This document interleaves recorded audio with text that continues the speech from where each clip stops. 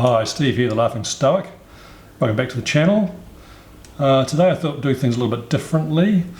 I have previously said on a number of occasions that Stoicism isn't a philosophy for children, but it doesn't mean that there aren't some things that children can learn which would take them on the beginning of the Stoic journey. And I think this particular story, which I first heard about age 7 and greatly enjoyed, and still read to my children, is one which illustrates many of the points of Stoic virtue, really.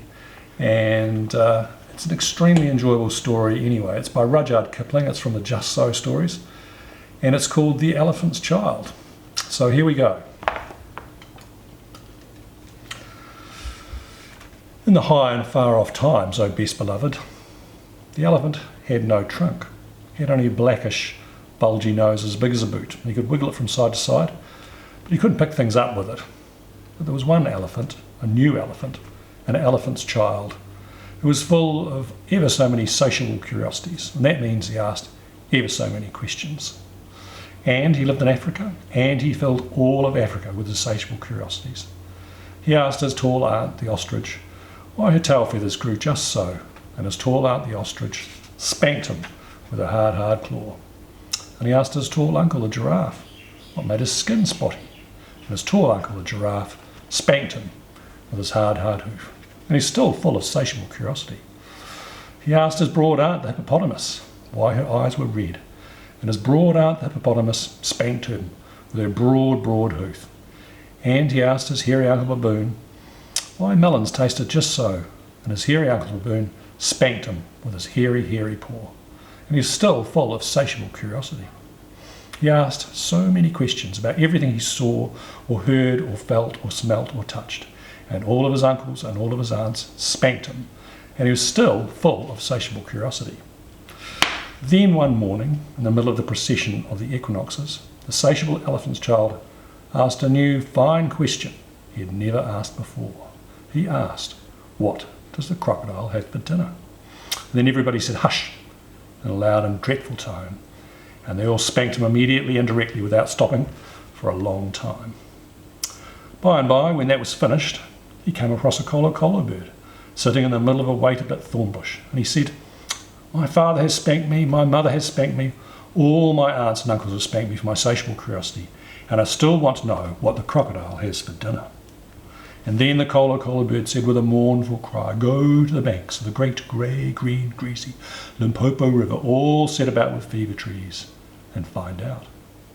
And the very next morning, when there was nothing left of the equinoxes because the procession had proceeded according to precedent, this satiable elephant's child took 100 pounds of bananas, the long, short red kind, 100 pounds of sugar cane, the long purple kind, 17 melons, the green crackly kind, and said to all his dear families, goodbye, I'm going to the great grey green greasy Limpopo River, all set about with fever trees, to find out what the crocodile has for dinner. And they all spanked him once more for good luck, even though I asked them most politely to stop. Then he went away, a little warm, but not at all astonished, eating melons and throwing the rinds about, because he could not pick them up. He went from Grahamstown to Kimberley, from Kimberley to Karma Country, from Karma Country went east by north, eating melons all the time, until at last he came to the banks of the great grey green greasy Limpopo River, all set about with fever trees, precisely as the colo bird had said. Now you must know and understand, O best beloved, that till that very week and day and minute, hour and minute, this satiable elephant's child had never seen a crocodile and did not know what one was like. It was all his satiable curiosity. The first thing he found was a bicoloured python rock snake curled about a rock. Excuse me, said the elephant's child, most politely, but have you seen such a thing as a crocodile in these promiscuous parts? Have I seen a crocodile, said the bicoloured python rock snake in a voice of dreadful scorn. What will you ask me next? Excuse me, said the elephant's child, but could you kindly tell me what he has for dinner? And then the bicoloured python rock snake uncoiled himself very quickly from the rock and spanked the elephant's child with his scalesome flowsome tail. That is odd, said the elephant's child, because my father and my mother and my uncle and my aunt, not to mention my other aunt the hippopotamus and my other uncle the baboon, have all spanked me for my satiable curiosity, and I suppose this is the same thing. So he said goodbye very politely to the bicoloured python rock snake and helped him coil up on the rock again, and went away a little warm but not at all astonished, eating melons, throwing the rind about because he could not pick it up, till he trod on what he thought was a log of wood at the very edge of the great grey-green greasy Limpopo River, all set about with fever trees. But it was really the crocodile, O best beloved. And the crocodile winked one eye like this. "Excuse me," said the elephant's child most politely. "Do you happen to have seen a crocodile around these promiscuous parts?" And then the crocodile winked the other eye and lifted his tail half out of the mud. And the elephant's child stepped back most politely because he did not want to be spanked again. "Come hither, little one," said the crocodile. "Why do you ask such things?" "Excuse me," said the elephant's child most politely, "but my father has spanked me, my mother has spanked me, not to mention my tall aunt the ostrich, and my tall uncle the giraffe, who can kick ever so hard, as well as my broad aunt the hippopotamus, my hairy uncle baboon, and including the bicoloured python rock snake up the bank, who spanks harder than any of them. So, if it's quite the same to you, I don't want to be spanked any more." "Come hither, little one," said the crocodile, "for I am the crocodile." And he wept crocodile tears to show it was true. And then the elephant's child grew all breathless and panted and kneeled down on the bank and said, "You are the very person I have been looking for all these long days. Will you please tell me what you have for dinner?" "Come hither, little one," said the crocodile, "and I'll whisper." And then the elephant's child put his head down close to the crocodile's musky, tusky mouth, and the crocodile caught him by his little nose, which up to that very week and day and hour and minute had been no bigger than a boot, though much more useful. "I think," said the crocodile, and he said it between teeth like this, "I think today I'll begin with elephant's child." And at this, O best beloved, the elephant's child was much annoyed, and he said, speaking through his nose like this, "Let go, you're hurting me." And then the bicoloured python rock snake scuffled down from the bank and said, "My young friend, if you do not now immediately and instantly pull as hard as ever you can, it is my opinion that your acquaintance in the large leather pattern ulster," and by this he meant the crocodile, "will jerk you into yonder limpid stream before you can say Jack Robinson." This is the way bicoloured python rock snakes always talk. And the elephant's child sat back on his little haunches, and he pulled and pulled and pulled, and his little nose began to stretch. And the crocodile floundered in the water, making it creamy with great sweeps of his tail, and he pulled and pulled and pulled. And the elephant's child's nose kept on stretching. And the elephant's child spread his little forelegs, and he pulled and pulled and pulled, and his nose kept on stretching. And the crocodile threshed his tail like an oar, and he pulled and pulled and pulled.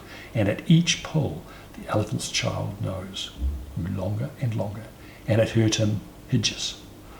Then the elephant's child felt his legs slipping, and he said through his nose, which was now nearly 5 feet long, "This is too much for me." And then the bicoloured python rock snake came down from the bank and knotted himself in a double clothes hitch around the elephant child's hind legs and said, "Rash and inexperienced traveller, you now seriously devote ourselves to little high tension, because if we do not, it is my impression that yonder self-propelling man of war with the armour-plated upper deck," and by this, O best beloved, he meant the crocodile, "will permanently vitiate your future career." That is the way all bicoloured python rock snakes always talk. So he pulled, and the elephant's child pulled, and the crocodile pulled, but the elephant's child and the bicoloured python rock snake pulled hardest. And at last the crocodile let go of the elephant's child's nose with a plop you could hear all up and down the Limpopo. And then the elephant's child sat down most hard and sudden. But at first he was careful to say thank you to the bicoloured python rock snake, and next he was kind to his poor old nose, and wrapped it all up in banana leaves and hung it in the great grey-green greasy Limpopo to cool. "What are you doing that for?" said the bicoloured python rock snake. "Excuse me," said the elephant's child, "but my nose is badly out of shape, and I'm waiting for it to shrink." "Well, you'll have to wait a long time," said the bicoloured python rock snake. "Some people do not know what is good for them." The elephant's child sat there for 3 days, waiting for his nose to shrink, but it never grew any shorter. You will see and understand that the crocodile had pulled it into a really truly trunk, the same as all elephants have today. At the end of the 3rd day, a fly came down and stung him on the shoulder, and before he knew what he was doing, he lifted up his trunk and hit that fly dead with the end of it. "Advantage number 1, said the bicoloured python rock snake. "You couldn't have done that with a mere smear of a nose. Try and eat a little now." Before he thought what he was doing, the elephant's child pulled out his trunk, plucked up a large bundle of grass, dusted it clean against his left forelegs, and stuffed it into his very own mouth. "Advantage number 2, said the bicoloured python rock snake. You couldn't have done that with a mere smear of a nose. Don't you think the sun is very hot here? It is, said the elephant's child. And before he thought what he was doing, he slooped up a sloop of mud from the banks of the great grey green greasy Limpopo and slooped it on his head, where it made a cool, sloopy, sloshy mudcap and trickled all behind his ears. Advantage number 3, said the bicoloured python rock snake. You couldn't have done that with a mere smear of a nose. Now, how do you feel about being spanked again? Excuse me, said the elephant's child, but I should not like it at all. How would you like to spank somebody, said the bicoloured python rock snake. I should like it very much indeed, said the elephant's child. Well, said the bicoloured python rock snake, you will find that new nose of yours very useful to spank people with. Thank you, said the elephant's child. I'll remember that, and now I think I'll go home to all my dear families and try. And so the elephant's child went home across Africa, frisking and whisking his trunk. When he wanted fruit to eat, he pulled it down from a tree instead of waiting for it to fall, as it used to. When he wanted grass, he plucked the grass up from the ground instead of going down on his knees, as he used to do. And when the flies bit him, he broke off a branch of a tree and used it as a fly whisk. He made himself a new cool, slushy, squishy mudcap whenever he thought the sun was hot. And when he felt lonely walking through Africa, he sang to himself down his trunk, and the noise was louder than several brass bands. He went especially out of his way to find a broad hippopotamus she was no relation of his, and spanked her very hard to make sure the bicoloured python rock snake had spoken the truth about his new trunk. The rest of the time he picked up the melon rinds that he had dropped on his way to the Limpopo, for he was a tidy pachyderm. One dark evening he came back to all his dear families, and he called up his trunk and he said, "How do you do?" And they were very glad to see him, and immediately said, "Come here and be spanked for your satiable curiosity." "Pooh," said the elephant's child. "I don't think you peoples know anything about spanking, but I do, and I'll show you." And then he uncurled his trunk and knocked 2 of his dear brothers head over heels. "Oh, bananas," said they. "Where did you learn that trick, and what have you done with your nose?" "I got a new one from the crocodile on the banks of the great grey green greasy Limpopo river," said the elephant's child. "I asked him what he had for dinner, and he gave me this to keep." "It looks very ugly," said his hairy Uncle Baboon. "It does," said the elephant's child, "but it's very useful." And he picked up his hairy Uncle Baboon by one hairy leg and hove him into a hornet's nest. And then that bad elephant's child spanked all his dear families for a long time, till they were very warm and greatly astonished. And he pulled out his tall ostrich aunt's tail feathers, and he caught his tall uncle the giraffe by the hind leg and dragged him through a thorn bush. And he shouted at his broad aunt the hippopotamus and blew bubbles into her ear when she was sleeping in the water after meals. But he never let anyone touch the Kolo Kolo bird. At last things grew so exciting that all his dear families went off one by one in a hurry to the banks of the great grey green greasy Limpopo river, all set about with fever trees to borrow new noses from the crocodile. And when they came back, nobody spanked anybody anymore. And ever since that day, oh best beloved, all the elephants you will see, and besides all those that you won't, have trunks precisely like the trunk of the satiable elephant's child. There you go. If you want to, get one for yourself and your children. Anyway, please remember to like and subscribe, and see you again in about a week. Cheers.